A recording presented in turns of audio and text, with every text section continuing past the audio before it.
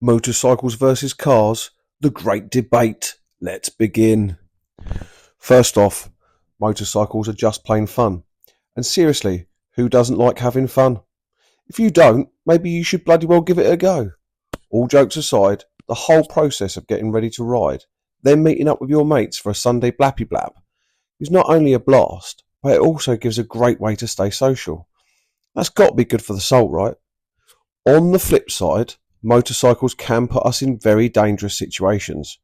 Riding exposes us to the elements and makes us more vulnerable to other road users, and they're quite dangerous. It's a risk that every rider has to be aware of. But you can say goodbye to traffic jams. On a motorcycle, you can zip right to the front of any queue and be the first to take off unless you're in Canada. No more waiting, just pure freedom on the road. But I can hear you car drivers arguing that cars come with all those cosy comforts like heaters, cup holders, side impact protection, airbags. Sounds like the more comfortable choice, right? Well, maybe not so fast, because some of the top of the range motorcycles that you can buy, believe it or not, come with heaters, heated seats, cup holders, and even stereos. So when it comes to comfort and convenience, motorcycles are still giving cars a run for their money. But motorcycles can't carry as much as cars, you say. Most cars fit 4 people, with plenty of room for suitcases and a spare wheel. And I completely agree with this statement. Motorcycles cannot carry as much as cars. I own a van alongside my motorcycle. But let's really be honest with each other now. How often do we actually need to carry 4 people in our cars? Most of us are burning extra fuel just to haul around weight we don't need.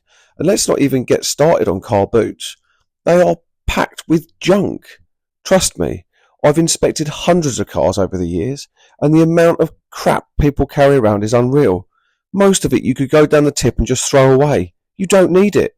Making mechanics sift through your stupid shopping bags just so we can find your locking wheel nut key because you're too lazy to throw your rubbish out.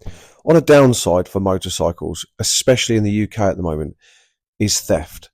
Bikes are stolen at an alarming rate, with 22 out of every 1,000 motorcycles on the road being stolen.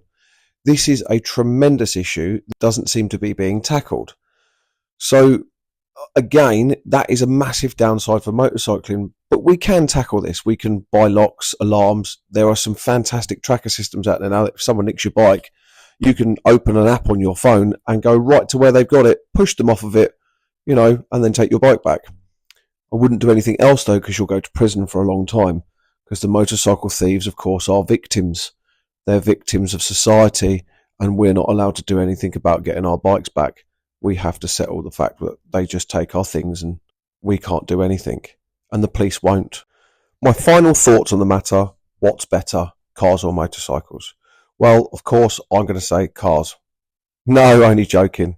Motorcycles. Of course, motorcycles.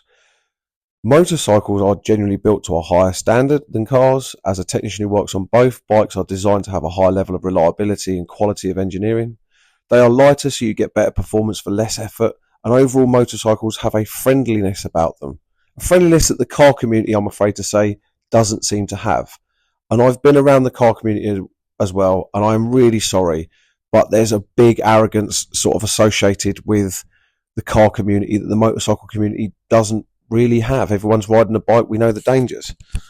I'm not saying all car communities are bad, because they're not, but I've been to quite a few car shows and everyone sort of has a bit of a stick up their arse, don't they? Whereas at motorcycle shows they don't. They sort of walk along and go, oh look, well there's an older Honda, or oh look, there's the new Ducati Panigale. That's nice, isn't it? So they're friendlier overall. I can't speak for all aspects of motorcycling. Some of them are grumpy. Just before I leave you with those thoughts, I'd like to say please like and subscribe if you enjoyed this, and definitely leave a comment on your thoughts on what you think is better, cars or motorbikes. Of course, if you say cars, you're wrong, but please by all means leave the comments. My cat has made this very difficult for me to record. She's sat on my arm, so I can't press the stop recording button. Can someone help? Help, please.